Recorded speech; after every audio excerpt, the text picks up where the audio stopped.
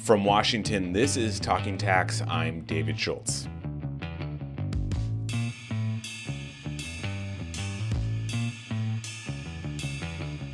So today we're talking once again about the Democratic tax proposal that cleared the House Ways and Means Committee last week.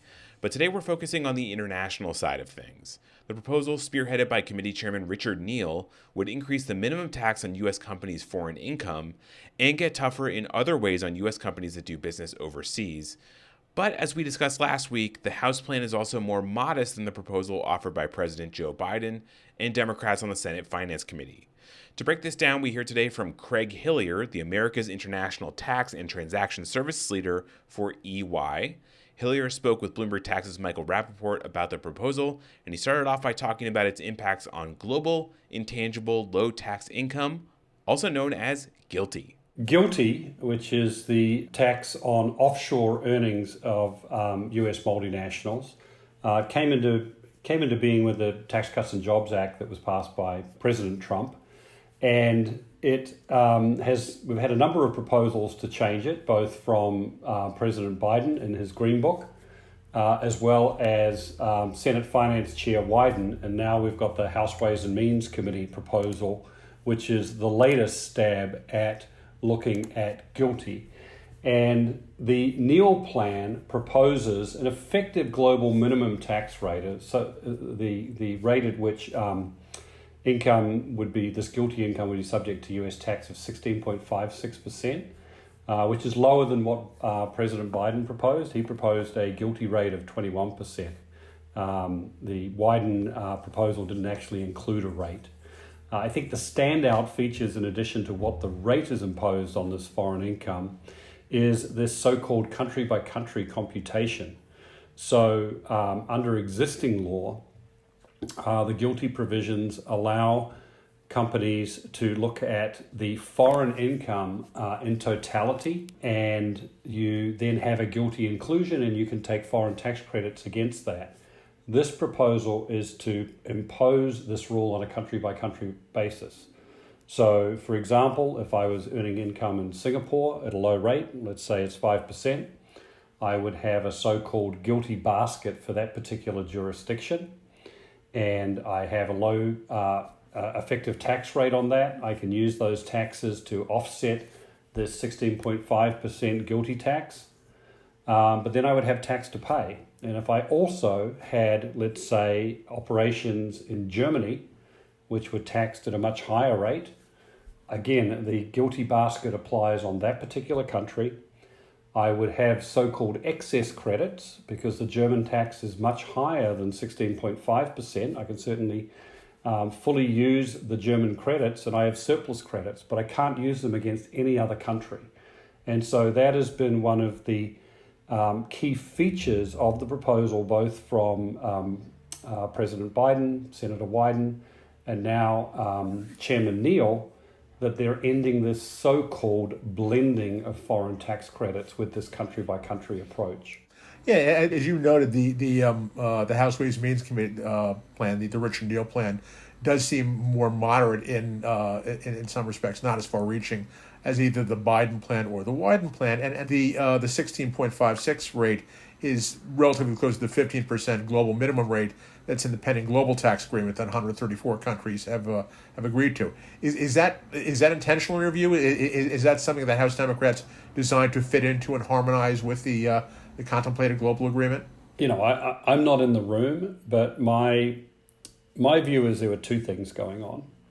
One, I think they wanted to get support for these proposals across the Democratic caucus, and again, more broadly in Congress. And I think some of the comments and concerns that have been raised by a number of congressmen and senators is, hey, let's not get ahead of the OECD. Let's not have rules that put us at a disadvantage to whatever the OECD comes up with. And I think that was a fairly compelling argument, really, that we do want to be competitive. And knowing that the OECD seems to be settling on a 15% rate, now that is still not set in stone. There are countries such as France, Germany, and even the US that have said, hey, we think it should be higher. And two Treasury officials actually put out a paper a couple of weeks ago arguing that 21% was still a goal that we should be looking for. But I think Chairman Neal was looking at what they could get the votes for. They were aware of these concerns about getting out ahead of the OECD. And so I think it is a rate that is closer to the OECD and also splits the difference between some people have been saying 25% should be the overall corporate rate. President Biden proposed 28%. 26.5% is right in the middle. And remember, the GILTI rate keys off whatever the federal corporate rate is. So it ends up at 16.56%.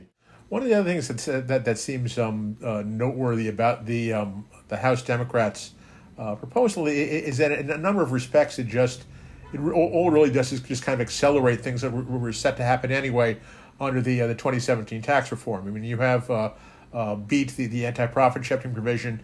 It just kind of moves forward a rate increase from the current 10% to 12.5% that was going to happen anyway, and then further increases it to 15%. And on FDII, the tax break for income on U.S.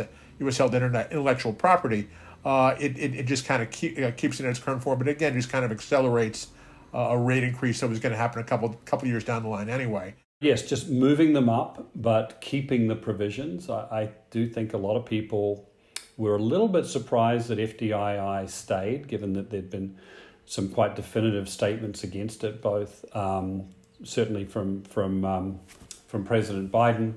Senator Wyden was a little more circumspect and talked about keeping some sort of incentive for innovation income. The international provisions are part of a broader package that is going to have to be acceptable to just about every Democrat in Congress to pass. They can't lose any votes in the Senate. They can only lose a few in the House.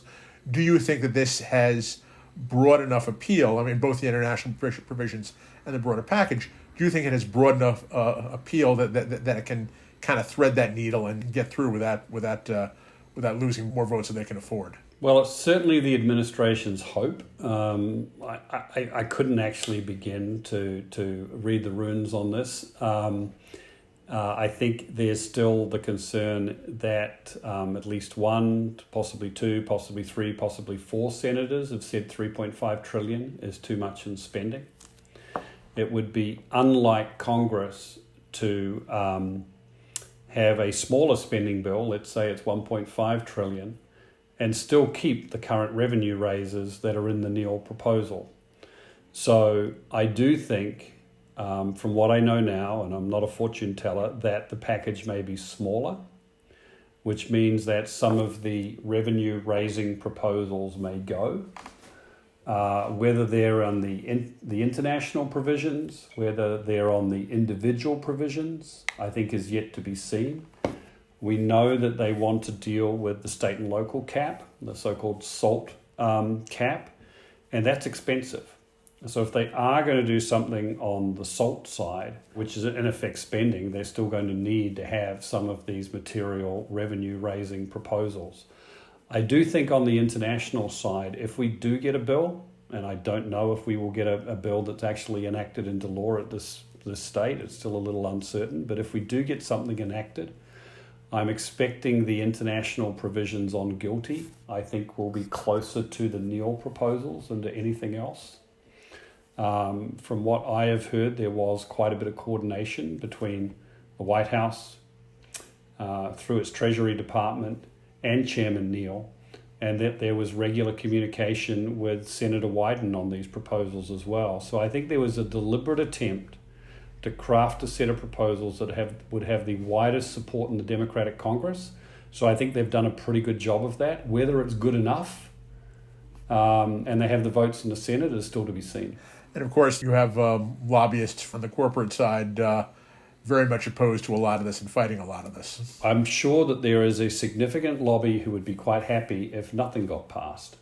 But I do know that President Biden has staked, quite a lot of political capital on this proposal, and I know that he and Senator Schumer and Nancy Pelosi will fight as hard as they can to get these proposals in some form through. As I said, My expectation is it may be a bit smaller than what we see today. That was EY's Craig Hillier speaking with Bloomberg Tax's Michael Rappaport. You can find up-to-the-minute news on the latest tax and accounting developments at our website, news.bloombergtax.com. That website, once again, is news.bloombergtax.com. And if you want to get in touch with us, reach out to us on Twitter. We're at @tax. Talking Tax is produced by myself, David Schultz. Special assistance today came from Adam Allington. Patrick Ambrosio is our editor, and our executive producer is Josh Block. From Washington, I'm David Schultz. Thanks for listening. The number of words in the tax code is estimated to be 1 million, about the same length as the entire Harry Potter series.